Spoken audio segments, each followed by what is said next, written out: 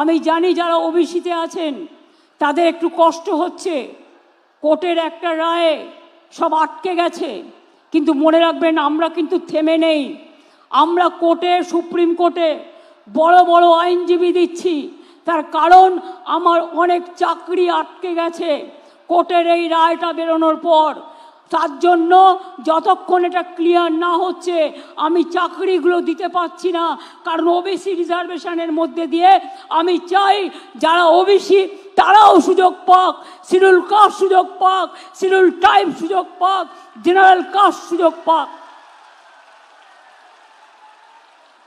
মনে রাখবেন আমি যখন 17% রিজার্ভেশন করেছি, জেনারেল কাস্টের লোকেরা ভাবে সবার জন্য রিজার্ভেশন আছে, আমাদের কি হবে।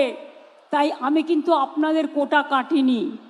আমি ওবিসি ছেলে মেয়েদের জন্য 17% এক্সট্রা টাকা দিয়ে এক্সট্রা সিটের ব্যবস্থা করেছি, যাতে আপনাদের কোটায় হাত না পড়ে, যাতে আপনারাও ভালোভাবে আপনাদের পড়াশুনো করতে পারেন।